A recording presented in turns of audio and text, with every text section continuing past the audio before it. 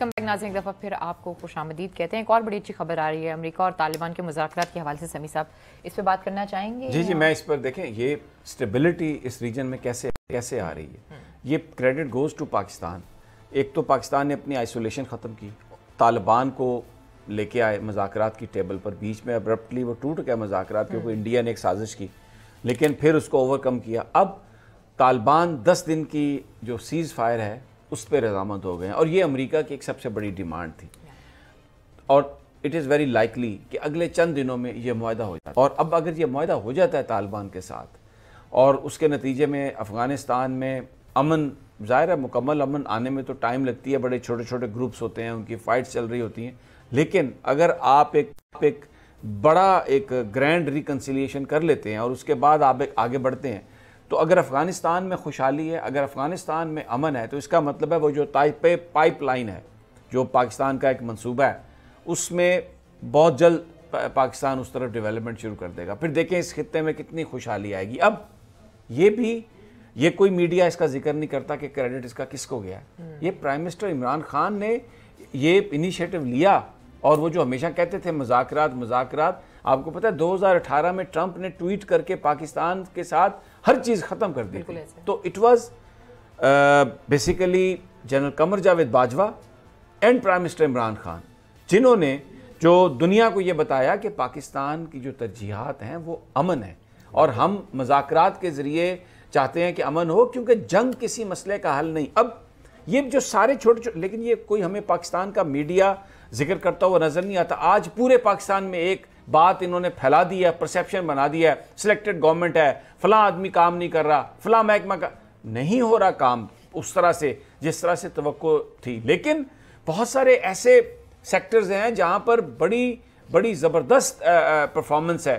اب آپ دیکھیں بے نظیر انکم سپورٹ پروگرام، ہزاروں جو افسران تھے انہوں نے اپنی بیویوں، اپنے بہنوں بھائیوں اور اپنے نام انکم سپورٹ کے اربوں روپے لیے۔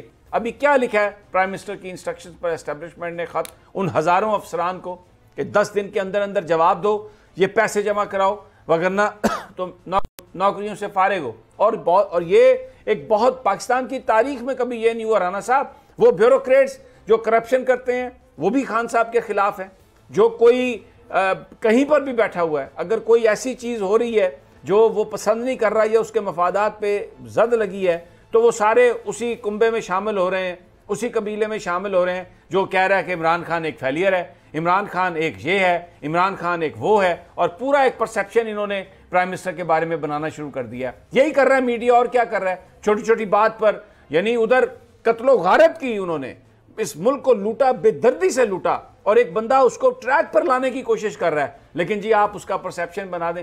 کیا کسی نے کرپٹ افسران، انہوں نے کیا کیا جو بہت یہ کہتے ہیں کہ جی ہم بڑے زبردست ایڈمنسٹریٹر تھے، 18ویں گریڈ کے بندے کو 20ویں گریڈ میں لگا کے انہوں نے بیوروکریسی میں جو وہ ایک جو ہوتا تھا، اور 14 لاکھ تنخواہ رکھ دی جو 1 لاکھ روپے لیتا تھا۔ یہ کوئی نقصان نہیں ہے نیشنل ایکسچیکر کا۔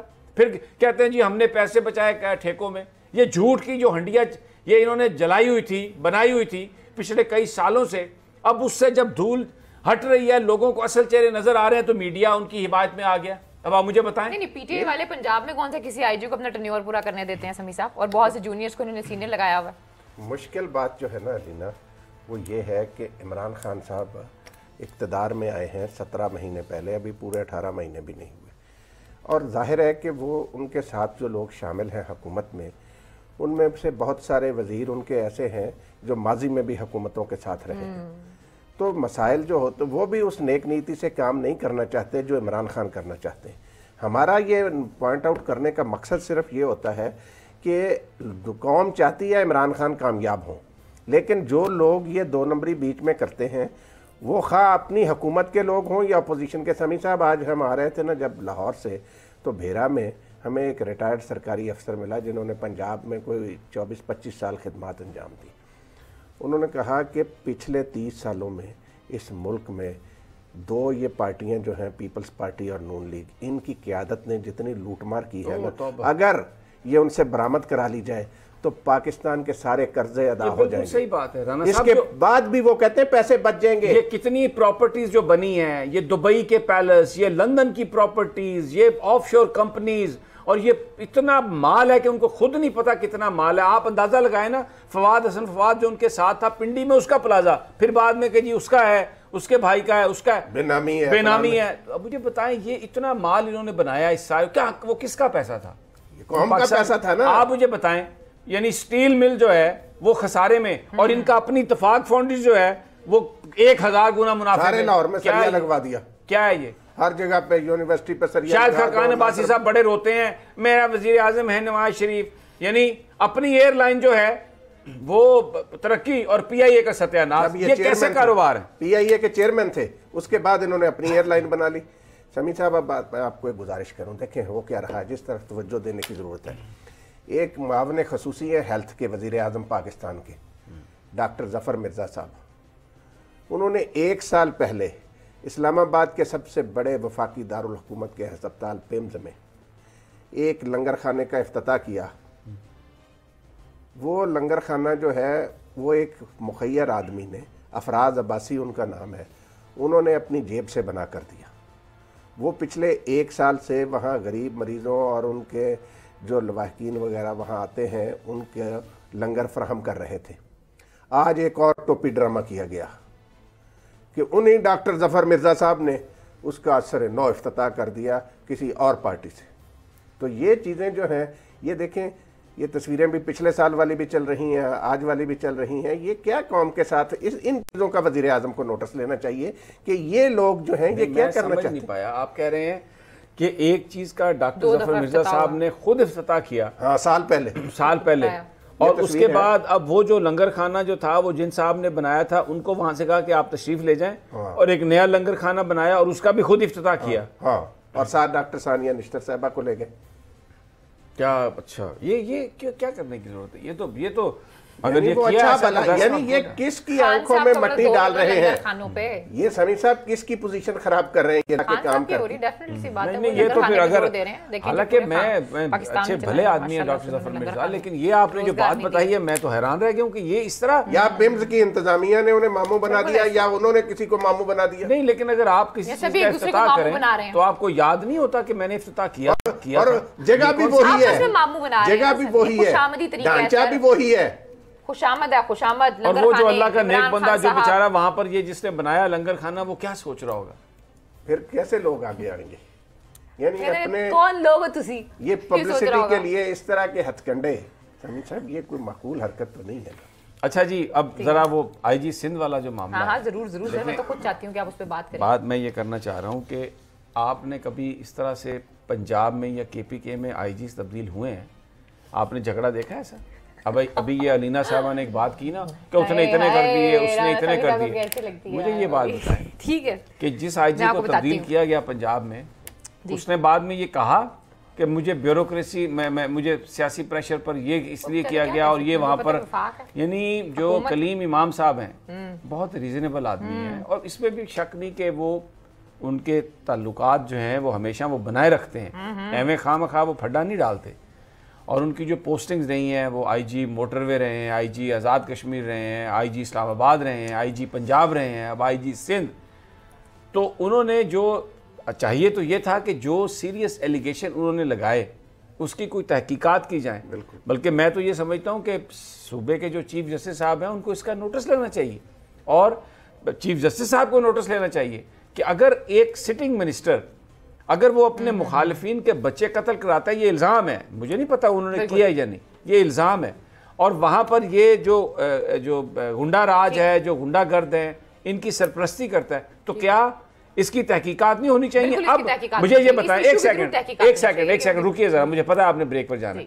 اگر سندھ کا منسٹر کوئی کسی کرپشن میں ہے تو پھر سندھ کی گورنمنٹ اپنے منسٹر کے خلاف کرائے گی, جو یہ کہتے ہیں کہ اگر نیب کسی پارلیمنٹیرین کے خلاف مقدمہ بنائے تو پارلیمان خود فیصلہ کرے گا مقدمہ بننا ہے یا نہیں بننا, یہ کریں گے تحقیقات. تو بھائی یہ کیا ہے؟ بریک لینی ہے سمیع صاحب, جب بریک سے واپس آئیں گے میں چاہوں گی کہ آپ بات کیجیے گا, لیکن پروگرام میں وقت ایک چھوٹی سی بریک کا, اسٹے ود اس.